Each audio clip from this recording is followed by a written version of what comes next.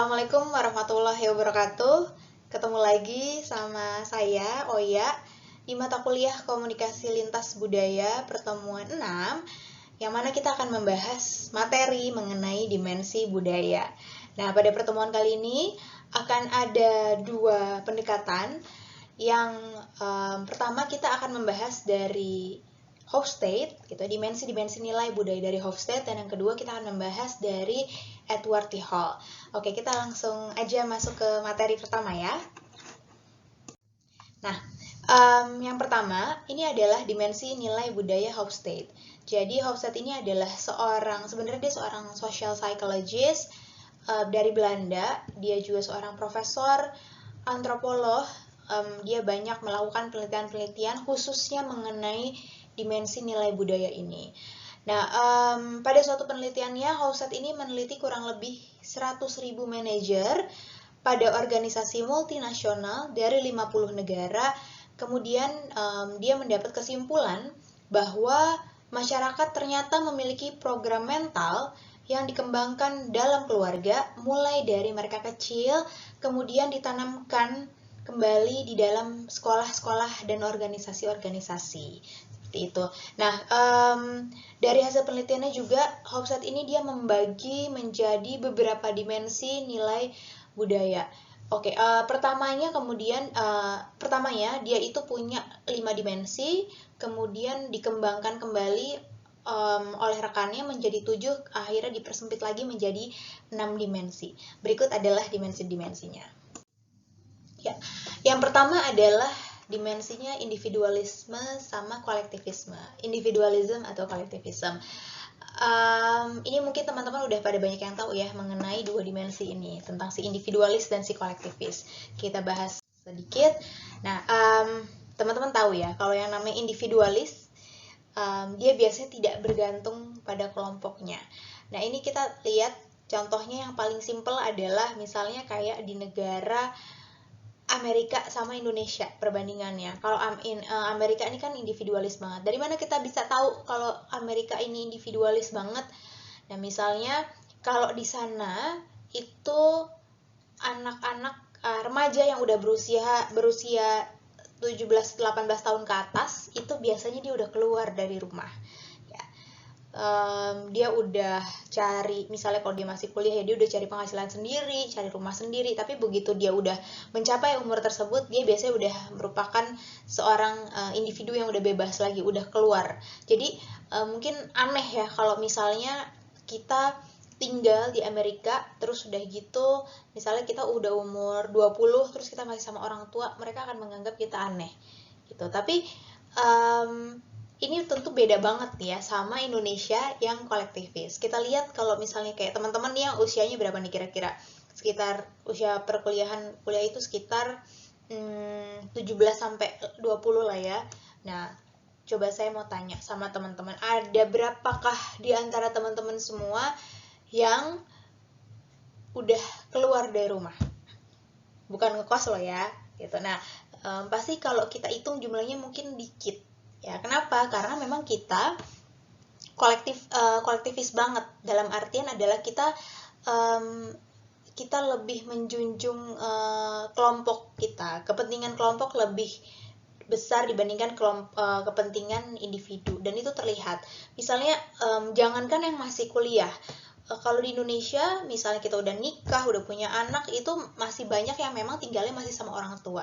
Dalam satu rumah itu udah bisa ada berapa generasi, mulai dari kakeknya, atau bahkan dari uyut, dari kakek, terus kemudian ke ayah ibu, ke anaknya, sampai ke cucunya. Itu udah banyak banget generasi, dan itu biasa aja kalau di Indonesia. Karena kita menjunjung budayanya adalah budaya kolektivis. Sementara kalau di Amerika ya udah gitu kan, kayak misalnya 17 tahun ya udah bye dari rumah gitu.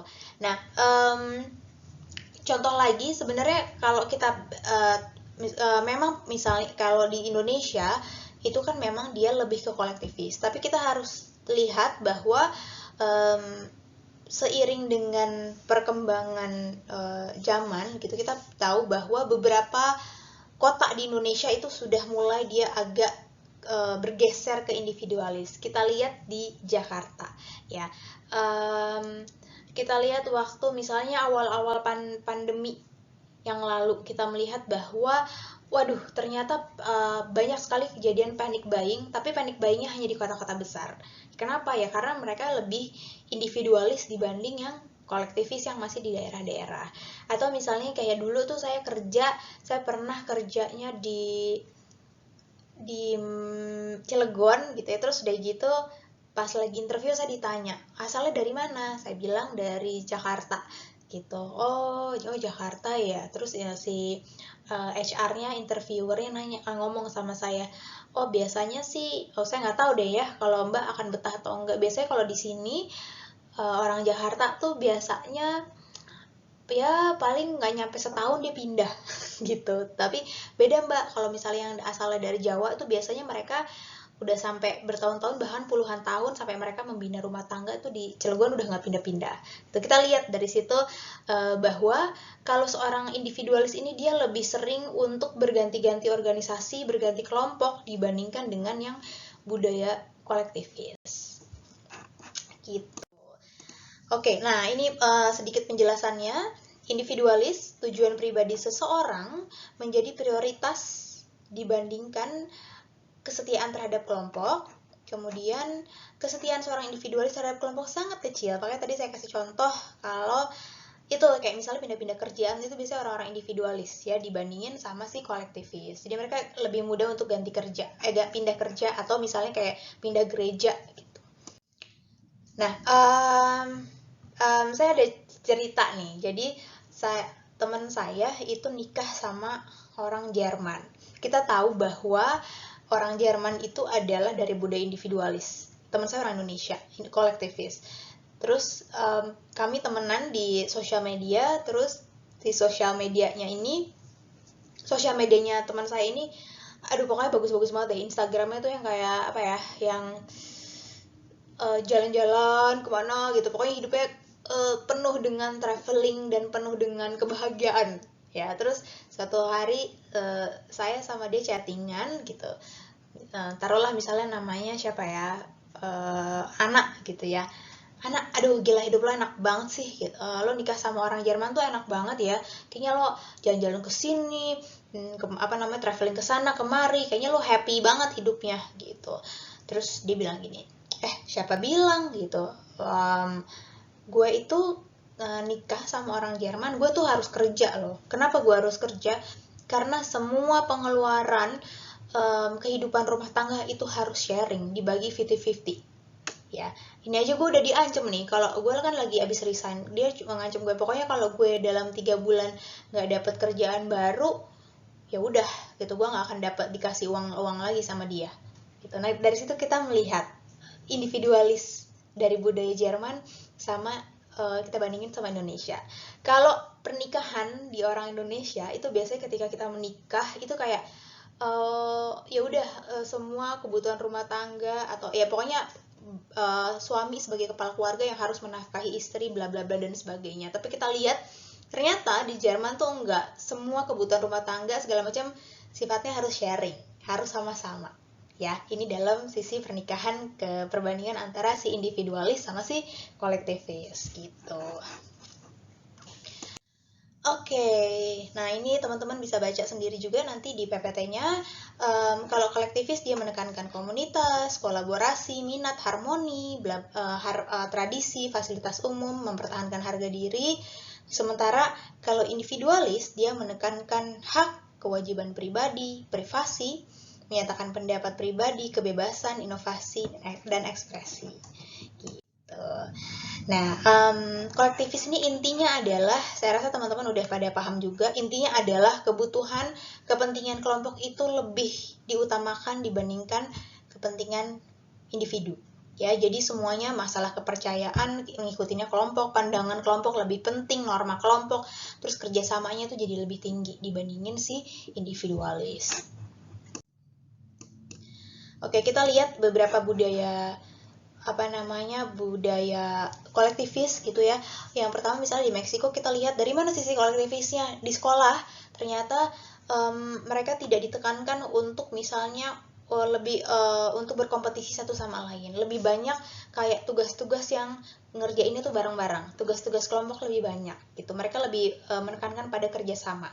Itu di Meksiko. Atau kita melihat Mesir, ini mirip-mirip loh sama kita. Kalau misalnya ada yang temen yang sakit gitu ya, di rumah sakit atau di rumah, yang sakit satu orang yang jengukinnya bisa sampai 10 atau 20 orang. Ya, setiap ada yang sakit dikasih buah segala macem, itu akan banyak banget. Itu juga kolektivis. Ini teman-teman tentu tahu ya apa gotong royong ya, biasa kita lakukan di Indonesia nih banyak banget. Kayak dari dulu, kayak dari pelajaran kita dari SD kali ya, kita udah diajarin apa itu gotong royong. Itu karena ini memang salah satu budaya Indonesia banget. Kita mengerjakan segala sesuatunya secara bersama-sama, kolektivis banget. Oke, dan di Indonesia, di Malaysia, nah ini juga tahu ya teman-teman. Dulu sempat hits banget, tapi sampai sebenarnya udah dari zaman dulu, tapi ada masa-masa jadi dia lebih hits gitu ya, semua orang liwetan istilahnya, yang makan di atas daun pisang, habis gitu ya makannya bareng-bareng gitulah. Ya ini adalah kolektivis. Nah, ini lagi salah satu contoh kolektivis yang sering banget terjadi di Indonesia khususnya, yaitu pernikahan.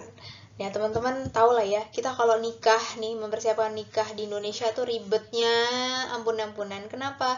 Kayaknya yang nikah tuh bukan kita sama pasangan kita doang, tapi yang menikah itu adalah kita menikahkan kayak seluruh keluarga besar.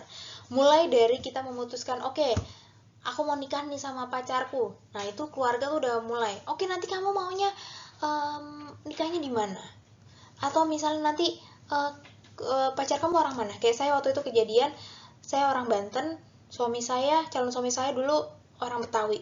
Terus kita mulai mikirin, aduh nanti pas akad pakai bajunya apa ya? Terus nanti resepsi apa?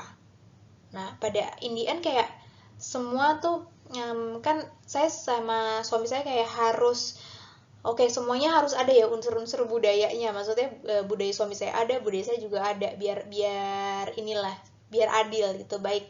Oke, kalau kayak gitu berarti oke pas akad nanti pakai budaya saya, budaya Sunda Banten gitu ya, budaya Banten. Nanti pas terus itu ada ngunduh mantu kayak mertua saya pengen ada ngunduh mantu pakai budayanya Betawi, oke.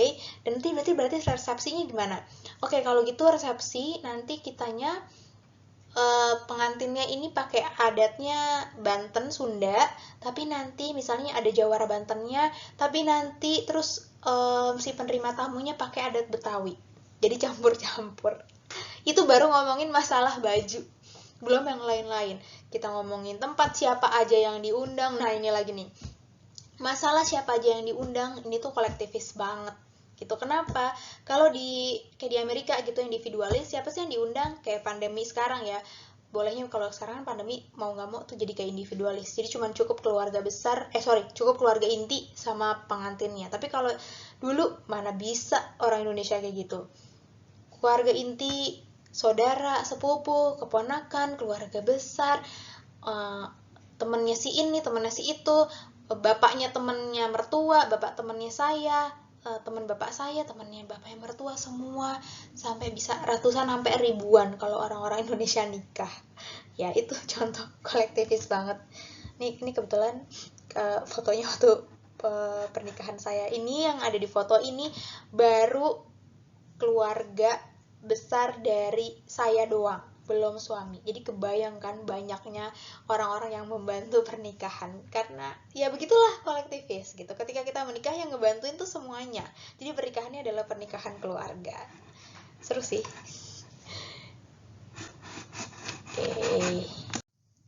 Oke, nah ini kita lihat peringkatnya dari yang kolektivis dengan individualis. Nah, yang peringkatnya kecil itu berarti individualis, Amerika Serikat, Australia, Inggris. Dia ada di peringkat 1, 2, 3. Kita lihat tuh ya, Indonesia, Pakistan ada di peringkat-peringkat yang 47, 48 gitu. Kolektivis banget. Oke, next, yang kedua, dimensi yang kedua adalah uncertainty avoidance. Apa itu? Dimensi ini adalah menjelaskan hal yang membuat masyarakat dalam suatu budaya merasa gugup terhadap situasi yang terlihat tidak terstruktur, tidak jelas dan tidak dapat diprediksi.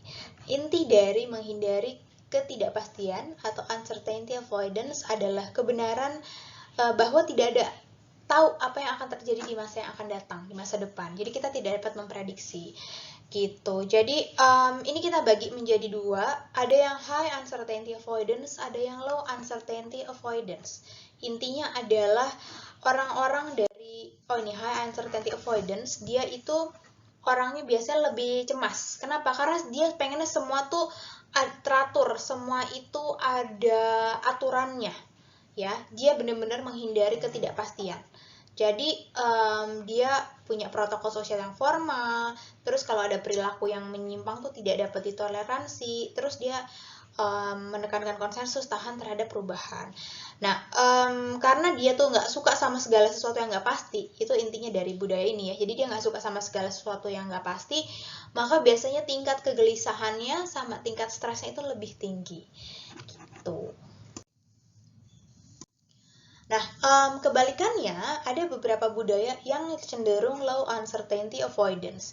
Nah, kalau yang ini dia lebih nerimo, lebih ya udahlah ya sama yang nggak pasti-pasti, yang dia lebih ya udahlah gitu. Terus dia biasa lebih toleransi, terus dia tidak merasa terancam dengan pandangan dan orang yang berbeda, lebih menghargai inisiatif, tidak menyukai struktur yang terkait dengan hierarki, lebih mau mengambil resiko, fleksibel gitu. Ini yang low. Jadi bedanya adalah kalau yang ini tuh lebih santai gitu. Lebih ya udahlah ya gitu. Kalau misalnya ada sesuatu yang nggak jelas ya udahlah ya. Tapi kalau misalnya high uncertainty itu biasanya sama yang nggak jelas-jelas dia udah panik duluan gitu. Nggak bisa, ini harus ada aturannya, nggak bisa nih harus pasti gitu.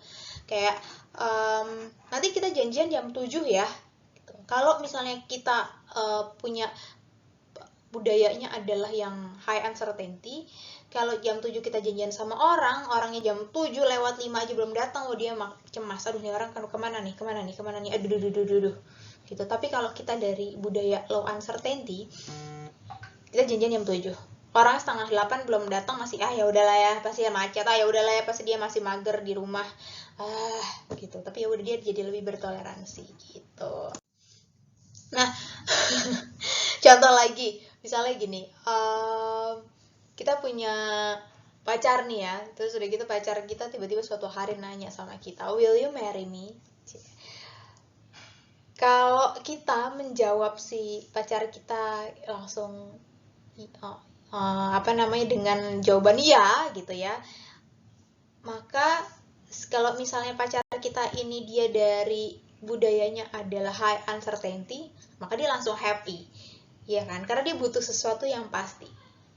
Tapi kalau misalnya kita jawabnya kayak, aduh, kayak misalnya gini deh, lo mau gak jadi pacar gue? Terus sih kita bilangnya, aduh gue pikir-pikir dulu ya gitu. Nah itu buat orang-orang yang punya yang high uncertainty avoidance, itu dia jadi cemas banget, aduh gimana sih, aduh gimana nih, terus kayak aduh kok bilangnya pikir-pikir dulu ya, terus tuh kepikiran, besoknya lagi gimana ya, nanya lagi nggak ya, besok lagi nanya akhirnya jadi gimana, lo mau nggak jadi pacar gue gitu. Dia cemas karena dia butuh sesuatu yang pasti.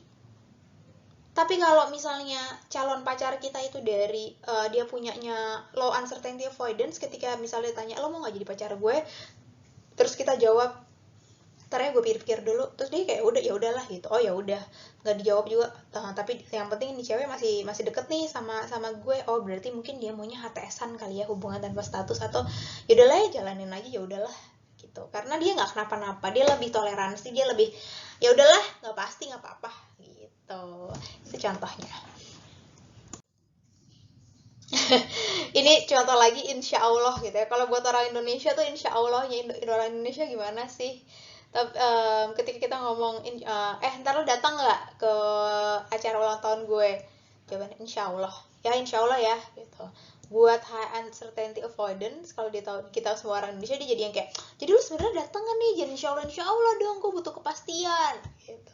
Tapi kalau misalnya dari low uncertainty, teman kita yang mau ulang tahun kayak, oh insya Allah ya udah berarti kan bisa datang bisa enggak, dan nggak kenapa-napa juga gitu.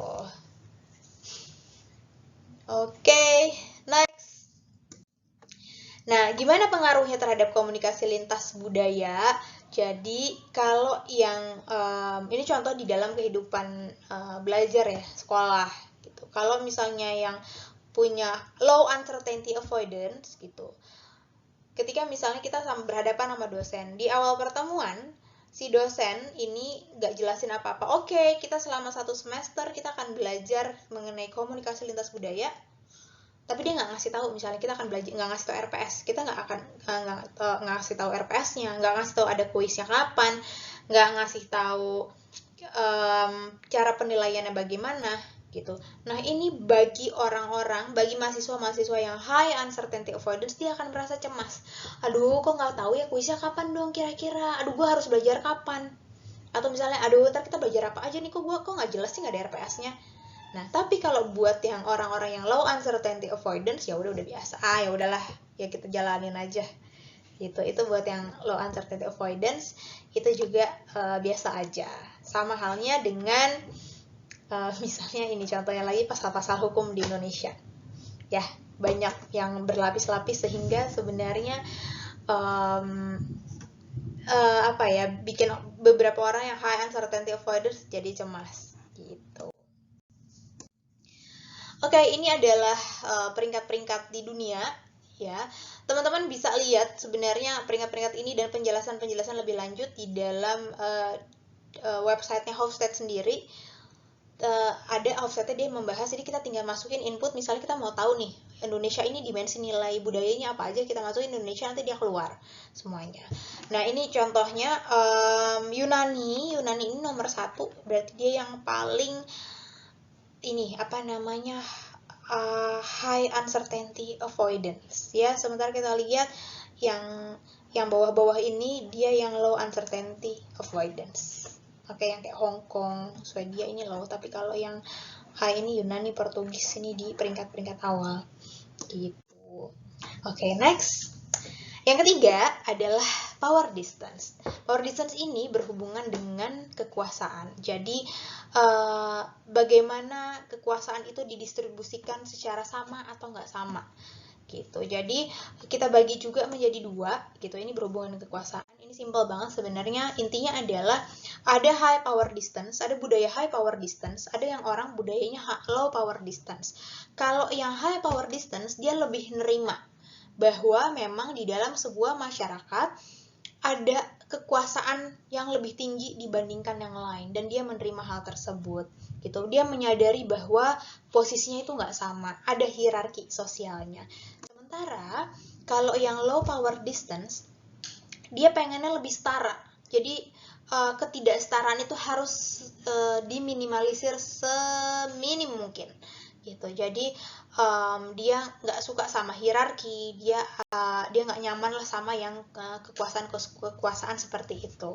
Nah, kita lihat contohnya high power distance ada di beberapa budaya, di beberapa negara, ya. Kita lihat biasanya dia pakainya kerajaan, ya. Kalau yang sistem-sistemnya kerajaan biasanya dia lebih high power distance gitu. Ini kayak contohnya Malaysia, ya, atau yang ada ratu-ratunya lah, ya. Inggris, kayak gitu, dia lebih high power distance. Atau yang ada kasta-kastanya Brahmana, Satria, Vaisya, Sudra, ini adalah budaya-budaya high power distance. Kita lihat di Bali contohnya, ini setiap kasta, kalau kita tahu nama-nama orang Bali, kita bisa lihat, oh ternyata di kastanya apa. Kayak misalnya Brahmana, yang Ida Bagus, Ida Ayu itu ternyata kastanya Brahmana, kayak gitu. Sementara kalau yang Wayan, Made, Nyoman, Ketut ini dari kasta Sudra. Nah, kebalikannya, kalau yang low power distance kan dia tuh nggak suka adanya hierarki, nggak suka adanya kekuasaan, nggak suka ketidaksetaraan. Jadi kita bisa melihat di dalam budaya-budaya yang low power distance ini, kita melihat misalnya contohnya di Amerika, bagaimana kita memanggil orang tua dengan sebutan, dengan namanya, misalnya kayak nama ibunya misalnya siapa, nama ibu siapa, Margaret gitu, atau nama bapaknya John gitu, Hai John gitu, santai aja. Anak ngomong ke bapaknya John, ya udah santai aja. Tapi kita bayangkan kalau kita manggil bapak kita misalnya kayak Roni gitu, kira-kira kita bakal diapain? Kita manggil nama bapak kita sendiri. Meskipun ini dulu jadi bercandaan ya, kita kalau ngobrol sama, tahu zaman saya sih dulu kalau sama teman-teman tuh suka manggil teman tuh dengan nama bapaknya. Kayak gitu. Tapi kita lihat sama dosen gitu. Ada misalnya dosen-dosen yang memang budayanya lebih high power distance, sehingga misalnya dia lebih pengennya dipanggilnya ibu dibandingkan dengan kalau misalnya kayak kakak gitu. Kalau kakak dia agak lebih turun, lebih low power distance, meskipun nggak low banget gitu. Tapi kalau kita manggil kayak di luar negeri, kita bisa manggil misalnya dengan guru kita pakai nama juga ya nggak kenapa-napa gitu, karena mereka sangat low power distance. Tapi kita melihat, nah dan ini memang di setiap budaya tuh bisa beda-beda gitu. Ada kantor-kantor yang sangat high power distance, misalnya di perkantoran gitu, jadi memanggil bosnya itu harus dengan bapak atau ibu. Tapi kayak misalnya di kantor-kantor lain manggilnya cukup dengan mbak atau mas, meskipun secara umur jaraknya jauh banget. Kita punya bos umurnya 70-an tapi kita panggilnya dengan misalnya mas atau mbak gitu. Atau misalnya kayak dulu saya kuliah, saya manggil dosen-dosen saya yang umurnya memang yang udah profesor cuman dengan sebutan mas kayak gitu. Oke, nah ini adalah negara-negaranya. Yang nomor satu adalah yang sangat high power distance, Malaysia. Yang bawah-bawah kita lihat Swedia, Norwegia ada di bawah-bawah. Berarti dia low power distance. Next, ini dimensi keempat, maskulin versus feminin adalah kata-kata yang digunakan Hofstede, di mana tingkatan sifat-sifat maskulin dan feminin ini dinilai dan dinyatakan. Jadi intinya adalah kalau budayanya maskulin itu lebih lebih penekanannya kepada kesuksesan gitu ya. Sementara kalau feminin ini, kalau menurut Adler, dia lebih ke kualitas hidup gitu. Kita lihat bahwa orang-orang dari budaya maskulin ini, kita kelihatan bahwa budayanya itu lebih tegas, kayak mengharapkan laki-laki menjadi sosok yang tegas. Budayanya lebih ambisius, lebih kompetitif, lebih berjuang untuk mencapai kesuksesan materi, menghormati apa yang besar, kuat, dan cepat gitu. Sementara kalau feminin ini dia lebih menekankan kepada hubungan interpersonal. Nah ini contohnya ya, tahu lah ya ini siapa, Korea Utara, dan tahu lah ya budayanya apa. Ayo, budayanya apa? Ya, ini budaya maskulin banget, Korut. Nah, sementara budaya feminin ini dia lebih menekankan perilaku mengemong, kayak ibu, ya. Biasanya budaya misalnya negara-negara dari budaya seperti ini tuh lebih mendukung kesetaraan gender dan lebih memerhatikan manusianya itu. Manusia dan lingkungan itu penting buat budaya feminin. Kita juga bisa lihat dari ada kesenjangan gendernya, gender gap di budaya-budaya. Jadi kita bisa lihat kalau gender gapnya masih tinggi banget, kemungkinan besar itu adalah budayanya adalah maskulin. Sementara kalau udah dikit tuh kesenjangan gendernya, itu budayanya biasanya feminin. Terus udah gitu kita lihat kalau dari urutannya kita lihat kalau feminin itu dia dari Swedia, Norwegia itu urutan 1, 2 gitu ya. Sementara kalau Jepang, Meksiko tuh yang sangat maskulin urutannya. Ya makin gede makin maskulin. Nah, ini kita lihat salah satu negara yang feminin, Swedia. Kelihatan dari mana sih feminin? Kita lihat bahwa masyarakat di Swedia ini sangat diperhatikan kesejahteraannya. Jadi mulai dari anak bayi itu lahir sampai dia meninggal itu sudah ditanggung sama pemerintah. Jadi nggak usah pusing-pusing. Gitu. Kesehatan dijamin, dokter, sekolah gratis, terus udah gitu mereka dapat tunjangan, bahkan orang-orang yang udah pensiun juga dapat tunjangan, bahkan pengangguran pun dapat uang tiap bulan dari pemerintah. Ya, jadi kita bisa melihat sebenarnya dari kesejahteraan masyarakatnya juga yang di dalam budaya feminin. Gitu. Kita lihat contohnya ini adalah si Swedia tadi. Nah, kita lihat nih ya. Oke, ini peringkatnya nih. Kalau di sini maskulin tuh nomor 1 Jepang, Austria, Venezuela. Sementara kita lihat yang bawah-bawah nih ya, Norwegia, Swedia, Norwegia, Belanda. Ini adalah negara-negara feminin. Kita di Belanda kalau nggak salah saya pernah dengar kayak pengangguran aja itu dikasih dari pemerintah itu sebulan itu 1.000 euro. Gede banget ya.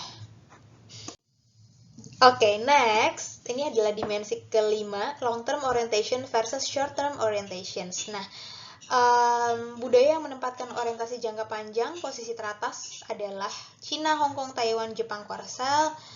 Kemudian kalau orientasi jangka pendek, Amerika Serikat, Inggris, Kanada, Filipina. Intinya adalah budaya-budaya long term ini dia mementingkan segala sesuatu dalam jangka panjang gitu ya.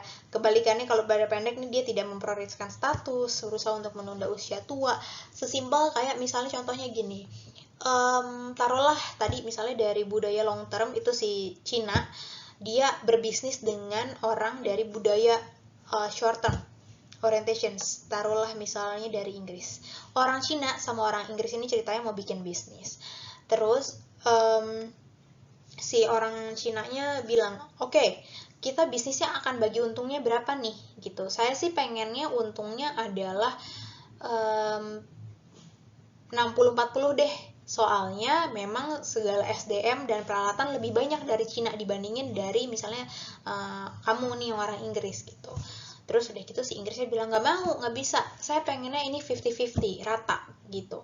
Meskipun memang lebih banyak misalnya SDM-nya dari kamu, alatnya dari kamu, tapi kan kami juga kontribusi kami juga besar dalam hal-hal lain. Misalnya ada alat X, alat Z yang kamu tuh nggak punya dan nggak akan bisa jalan bisnisnya kalau nggak ada orang Inggris ini gitu, kata orang Inggris kayak gitu. Terus si Cinanya mikir lagi, aduh sebenarnya ini rugi nih ya, karena kan kebanyakan sebenarnya apapun material segala macam dari kita nih. Tapi si Cina, apa yang akan Cina putuskan, maka dia akan lebih memilihnya oke, nggak apa-apa, 50-50 deal. Kenapa Cina kayak gitu? Karena dia dari budaya long term.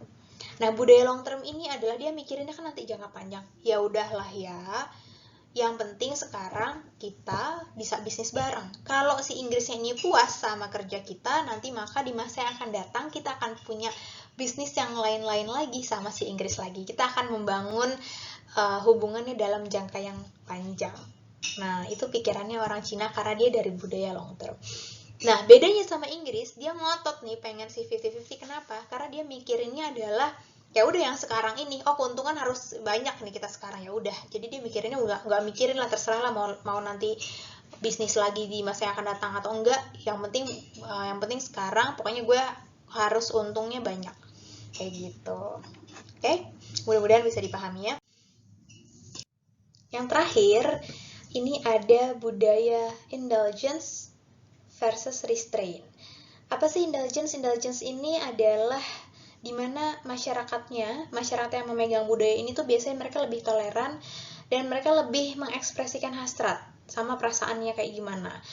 Orang-orang itu lebih suka yang jalan-jalan, cari hiburan, kayak shopping gitu. Pokoknya mereka suka nonton bioskop, suka makan. Pokoknya mereka tuh lebih menikmati hidup.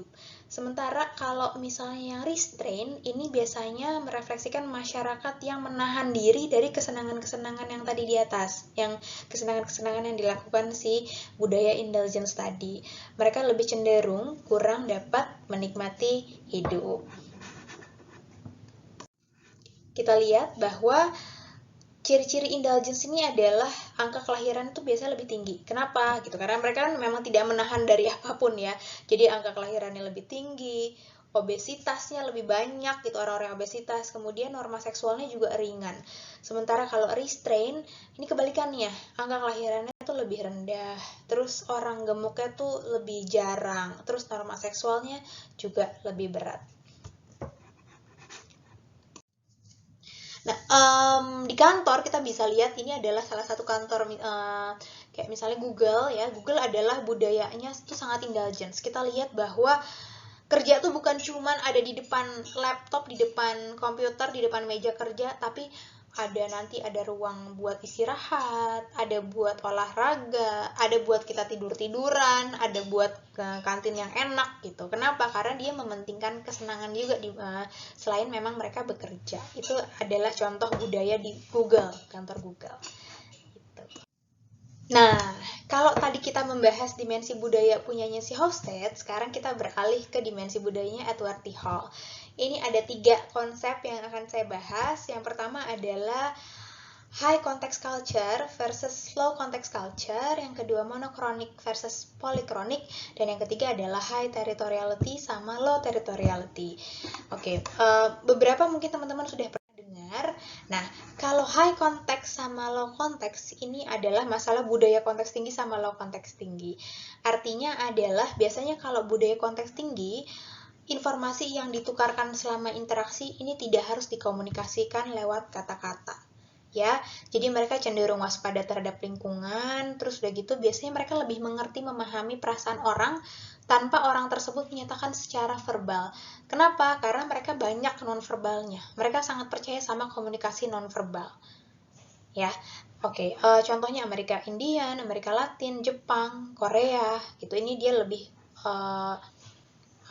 lebih high context. Sementara itu, kalau low context culture, dia itu lebih banyak pesan verbalnya. Jadi kalau high context itu lebih banyak komunikasi non-verbal, kalau low context itu lebih banyak pesan verbalnya.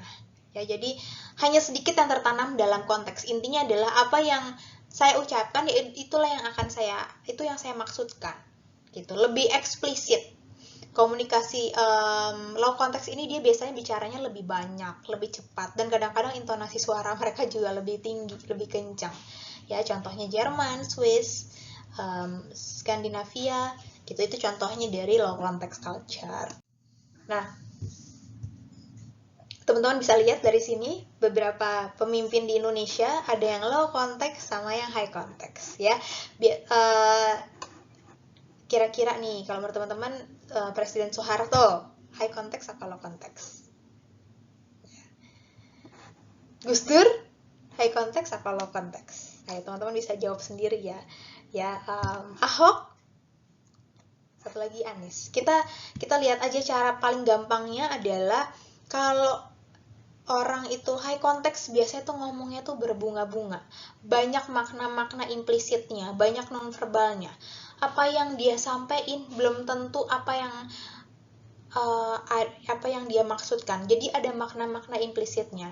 Bedanya kalau low context, dia ngomong apa langsung aja keluar gitu. Jadi yang dia maksud, yang dia omongin ya itulah yang dia maksud gitu. Jarang banget ada makna-makna implisitnya. Jadi teman-teman dari penjelasan saya barusan pasti bisa tahu lah ya, 4 pemimpin-pemimpin di Indonesia ini, di mereka low context atau high context.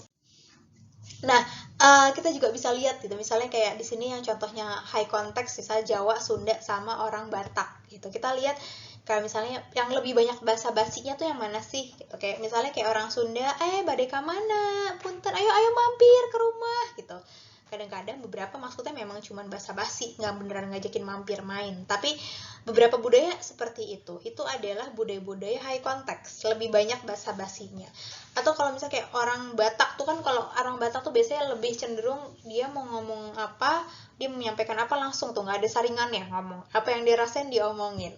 Itulah budaya low context. Nah, atau contohnya lagi ya sesimpel orang Indonesia sama Amerika. Mayoritas orang Indonesia memang lebih banyak high context-nya, ya, banyak makna-makna implisit. Beda sama orang Amerika, dia lebih low context. Nah, perempuan sama laki-laki, perempuan itu lebih cenderung high context.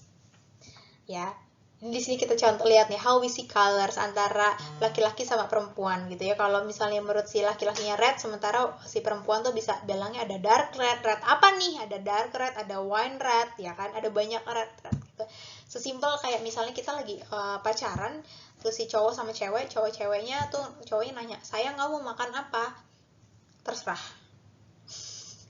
Terserah itu maknanya bisa banyak tuh. Bisa maksudnya ayam goreng, bisa maksudnya pasta, atau terserah karena dia emang lagi ngambek. Atau misalnya kayak gini, sayang kamu kenapa sih dari tadi kok diem aja? Nggak apa-apa, aku nggak apa-apa kok. Nggak apa-apa itu beneran nggak apa-apa kah? Atau nggak apa-apa ngambek? Nah, itulah yang kita sebut sebenarnya tuh bukan nggak apa-apa loh. Sebenarnya aku tuh lagi kesel banget sama kamu, tapi kok kamu dari tadi nggak ngerti-ngerti sih? Gitu. Itu adalah contoh high context. Jadi ada makna-makna implisit di balik dia ngomong nggak apa-apa. Oke, next. Ya, ini simple banget. Ini adalah masalah monokronik, polikronik. Ini adalah masalah yang berhubungan dengan waktu. Jadi bagaimana budaya tersebut itu menilai waktunya. Kalau monokronik, budaya monokronik dia lebih mementingkan waktu banget gitu. Jadi time is money. Waktu itu adalah paling berharga, krusial aset. Jadi contohnya orang-orang ini Jerman, Kanada, Swiss, Australia, Amerika, dia nggak toleransi misalnya sama ngaret. Ya, karena menurut mereka itu time is money. Tapi kalau polikronik, dia menilai waktu itu secara lebih fleksibel. Jadi lebih mengutamakan keharmonisan, dia lebih santai. Contohnya Indonesia tentu, Arab, Perancis, Meksiko, Filipina, banyak banget lah ya contoh-contoh polikroniknya juga. Nah, sesimpel kalau misalnya kayak dalam suatu perusahaan multinasional, ada orang-orang, kalau misalnya isinya misalnya orang-orang Amerika semua gitu, oke, kita rapat jam 10 teng ya, maka karena dia monokronik jam 10 teng langsung kita bahas isi rapatnya. Tapi kalau misalnya orang Indonesia, biasanya kita rapat jam 10 ya, ketika semua udah di ruangan, oke lah ada di ruangannya 10:05 sampai 10:15 masih yang tadi sarapan apa loh gitu, tadi makan di mana, tadi naik ke kantor naik apa, tadi macet nggak jalanan, ngomong dulu. Karena mereka lebih fleksibel. Barulah setelah misalnya 10:20 mereka beneran baru membahas mau ngapain nih rapatnya. Itu adalah contoh budaya polikronik. Oke, dan yang terakhir ini adalah dimensi tentang high territoriality versus low territoriality. High territorial ini ditandai dengan rasa kepemilikan yang lebih besar. Dia lebih menjaga jarak dengan orang lain. Kebalikannya, kalau low territoriality ini kepemilikan dan jarak bukan hal yang penting. Ya, orang-orang dari high territoriality ini biasanya lebih susah nih kalau kita mau minjem sesuatu sama mereka gitu. Pinjem catatan lo dong gitu. Enggak, gitu. Enggak, gua nggak nyatet, padahal dia nyatet gitu. Atau minjem uang susah buat orang-orang high territoriality. Saya pernah ibu saya tuh ya, suatu hari dia nganter bapak saya, harus ada tindakan operasi, terus ibu saya di ruang tunggu. Terus ini ya contoh orang dari low territoriality, ibu saya adalah low territoriality banget. Jadi kalau misalnya orang dari high territoriality ini, kalau misalnya nunggu di rumah sakit, ada bangku di kiri, di kanan ada beberapa banyak bangku, pasti milihnya yang ujung sama yang ujung ya, itu high territoriality. Tapi kalau kayak ibu saya, di sebelahnya ada yang duduk, maka dia akan menempel sama si orang yang meskipun dia nggak kenal gitu. Terus selama misalnya bapak saya waktu itu lagi tindakan operasi, si ibu saya ngomong kayak, Mbak, lagi nungguin siapa di sini? Oh, ibunya sakit apa? Oh, sekarang diapain? Ngobrol, kenalan. Itu loh territoriality banget. Sampai saya yang di sebelahnya sampai itu mereka ngobrol-ngobrol, tiba-tiba kayak, oh, ibunya sakit apa? Oh, ibunya tuh ternyata ada penyakit ambeien. Saya tuh punya loh daun untuk ambeien di rumah. Coba ya, langsung manggil saya. Oh ya, sini nih. Catat nomor teleponnya, catat. Akhirnya si Mbak ini jadi nyatet nomor telepon saya, dan akhirnya kita jadi ngasih, sampai dia si Mbak ini pokoknya suatu hari sampai datang ke rumah saya untuk minta si daun itu. Habis itu setelah itu kayak 2 minggu, selang 2 minggu si Mbaknya WhatsApp saya lagi, Mbak, terima kasih ya, daunnya bener-bener mujarab, bisa ambeien ibu saya jadi mendingan, boleh nggak saya minta lagi daunnya? Ini adalah contoh cerita low territoriality-nya, betapa ibu saya tuh low territoriality banget. Tapi kalau orang dari high territoriality, dia udah males tuh, kayak misalnya gak kenal sama orang ya duduknya akan jauh-jauhan gitu. Oke, misalnya dalam contoh lagi kayak di rumah gitu ya, kita lihat perumahan-perumahan gitu ya. Kalau misalnya yang low territoriality ini, mereka bisa lebih dempet-dempet. Kalau rumahnya tuh dinding satu sama dinding yang lain tuh bisa dempet-dempet, kayak misalnya di Indonesia beberapa perumahan tuh dempet-dempet, atau di Korea, di Jepang tuh kan mereka dempet ya. Tapi kita lihat di Amerika itu ada yang bangunnya sendirian di gunung, nggak ngeri apa ya? Kalau buat kita kan mungkin ngeri ya, tapi buat mereka itu menyenangkan karena mereka punya privacy lebih. Atau mereka bikin misalnya di depan danau sendirian bikin rumah. Buat orang high territoriality itu akan menjadi sangat menyenangkan, berhubungan dengan privacy mereka lebih besar dibandingkan dengan orang-orang dari low territoriality. Oke, saya pikir sampai sini dulu pembahasan kita, materi yang mengenai dimensi budaya. Mudah-mudahan teman-teman bisa memahami mulai dari dimensinya Hofstede sampai si Edward T. Hall ini. Oke, kita lanjut diskusi di kelas ya. Terima kasih. Wabillahi taufiq wal hidayah. Wassalamualaikum warahmatullahi wabarakatuh.